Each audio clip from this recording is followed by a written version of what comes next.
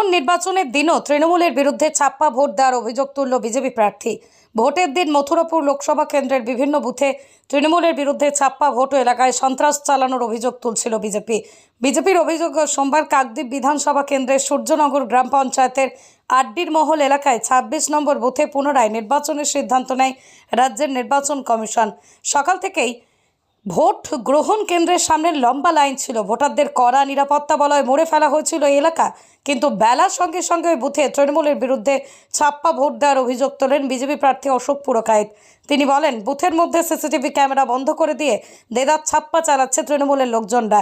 এই অভিযোগ পাওয়ার পর এই বুথেই ছুটে আসেন মথুরাপুর লোকসভা কেন্দ্রের বিজেপি প্রার্থী অশোক পুরকায়েত। তিনি বলেন, ভোটের দিনও মথুরাপুর লোকসভা কেন্দ্রের বহু এলাকায় সন্ত্রাস চালিয়েছে তৃণমূল আশ্রিত দুষ্কৃতীরা। সেই ঘটনায় আবারও পুনরাবৃত্তি করল। যদিও মথুরাপুর লোকসভা কেন্দ্রের বিজেপি প্রার্থীর অভিযোগ সম্পূর্ণ অস্বীকার করে মথুরাপুর লোকসভা কেন্দ্রের তৃণমূল প্রার্থী বাপি হালদার তিনি বলেন, মানুষ বিজেপির পাশে নেই, উন্নয়নের নিরিখে ভোট দিচ্ছে, মিথ্যা অভিযোগ করছে। এখানে খুব শান্তিপূর্ণভাবেই ভোট চলছে, মানুষ স্বতঃস্ফূর্তভাবেই তাদের ভোট দিচ্ছে। দেখুন, কেন পুনর্নির্বাচন সেটা নিশ্চিতভাবে যারা নির্বাচন করছে, নির্বাচন কমিশন আপনারা জিজ্ঞাসা করতে পারেন, তারা নিশ্চিত বলবে। আপনারা জানেন যে বাংলার প্রতি সদা সর্বদা সবসময় বঞ্চনা, যাতে বাংলার মানুষ ভোটাধিকার প্রয়োগ করতে না পারে তার অনেক অপচেষ্টা হয়েছে। 3 মাস ধরে একেবারে প্রচণ্ড গরম, প্রচণ্ড বৃষ্টি, ঝড়, বিধ্বংসী ঝড়, তার মধ্যেও সাধারণ মানুষ তারা যে এত কষ্ট করে 1 জুন উৎসবের মেজাজে এই এলাকার মানুষ ভোট দিয়েছিলেন, তারপরেও সেটা তাদের সহ্য হয়নি। মানুষকে আরও বিপদে ফেলতে হবে, আরও তাদের সমস্যায় ফেলতে হবে। তাই আজকের এইরকম একটা প্রোপাগান্ডা করে তাদেরকে ভোট নেওয়া হয়েছে। কী কারণে হচ্ছে, কেন হচ্ছে, তার কোনো সদুত্তর নেই। আজকের দিনে দাঁড়িয়ে এই এলাকার মানুষকে আপনারা জিজ্ঞাসা করুন, এখানে বা যারা 1 তারিখে ছিলেন নির্বাচন কমিশন থেকে শুরু করে যারা ছিলেন, এখানে কোনো পিসফুলি ভোট হয়েছে, কোনো রিপোর্ট নেই যে তেমন কিছু এখানে কোনো সমস্যা হয়েছে বা গণ্ডগোল হয়েছে কিছু। তারপরেও শুধুমাত্র এই এলাকায় এই বুথে তৃণমূল কংগ্রেস একেবারে প্রায় 80% মানুষ তৃণমূল কংগ্রেসকে সাপোর্ট করেছে।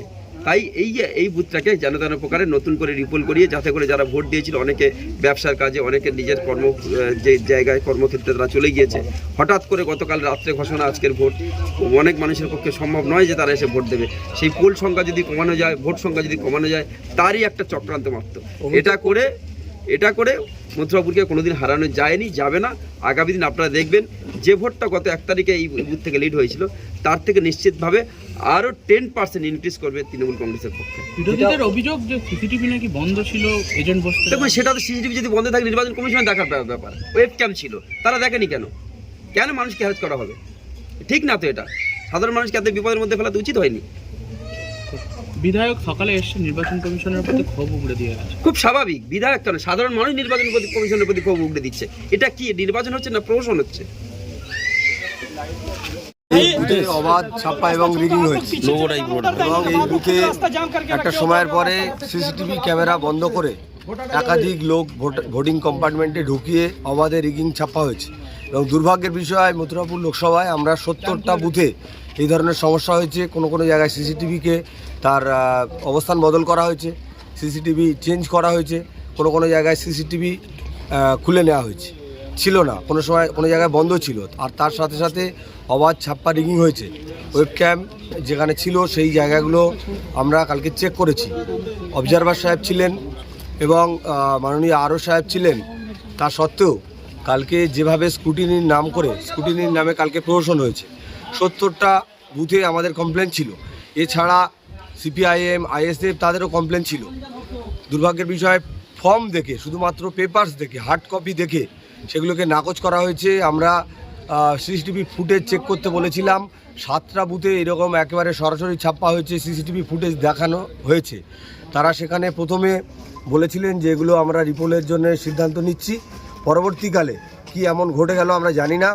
তারপর লাঞ্চ ব্রেকের পরে মাননীয় আরও সাহেব এবং তারা রিকোয়েস্ট করেছিলেন আমাকে রিপোল না করানোর জন্য। আমি তাদেরকে বললাম যে কাদের বাঁচানোর জন্য এবং কোন স্বার্থে আপনারা রিপোল চাইছেন না। কটা চেয়েছিলেন আর কটা হচ্ছে? আমরা এখানে 70টা বুথের জন্য আমরা জমা দিয়েছিলাম পেপারস, আমরা কমপ্লেন করেছিলাম। তার মধ্যে পেপারস চেক করে বাকিগুলো বাতিল করা হয়েছে। ভিডিও ফুটেজ দেখা হয়েছিল অন্তত 12-13টা, তার মধ্যে 10 থেকে 11টা কনফার্ম ছাপ্পা হচ্ছে, পরিষ্কার সিসিটিভি ফুটেজে দেখা গেছে। তা সত্ত্বেও আরও সাহেব এবং যিনি অবজারভার এসেছিলেন, আমরা তার নামেও কমপ্লেন মেল করেছি। এখানে মাত্র একটাই এখানে রিপোল হচ্ছে। আজকে সেখানে গিয়ে দেখছি যে কোনো প্রিসাইডিং অফিসার যিনি আছেন তার আই কার্ড নেই, যারা পোলিং পার্সোনাল আছে তাদের আই কার্ড নেই। তারা বলছে আমরা বিডিও স্টাফ। আপনার এজেন্ট বসেছে এখানে আমার এজেন্ট বসেছে এবং তাকে ছিল না, বাইরে তাকে পাঠানো হয়েছিল। আমি গিয়ে আবার বসিয়েছি তাকে, এবং তার পাশাপাশি এখানে যারা বসেছিলেন তারা কার এজেন্ট নাম বলতে পারছেন না, তাদের ফর্ম ম্যাচ করেনি, তাদের আই কার্ড নেই। আমি সেটা দেখার পরে তারপরে তাদেরকে বসতে দিয়েছি, এবং এখানে লক্ষ্য রাখতে হবে যাতে শান্তিপূর্ণভাবে ভোট হয়। প্রিসাইডিং অফিসার বা পোলিং অফিসার যাদের আই কার্ড নেই তাদের প্রতি কি বলছেন, কি মন্তব্য? তাদের যে বিষয়টা আমি লক্ষ্য করেছি আমি সেটা নির্বাচন কমিশনে জানাবো, অবজারভার সাহেবকে জানাবো, আরও সাহেবকে জানাবো, এবং প্রয়োজনে আমি লিখিত কমপ্লেন দেবো যে তার আই কার্ড না থাকা সত্ত্বেও কীভাবে প্রিসাইডিং অফিসার বসতে পারেন। এখানে গ্রামবাসীদের একটা অংশ বলছে যে তারা সেদিনে শান্তিতেই ভোট দিয়েছিল, আবার কেন যে তাদের ভোট দিতে আসতে হয়েছে সেটা তারা জানান। হ্যাঁ, বিষয় হচ্ছে গ্রামবাসী যারা যে পক্ষ থাকবে তারা বলবে শান্তিপূর্ণ।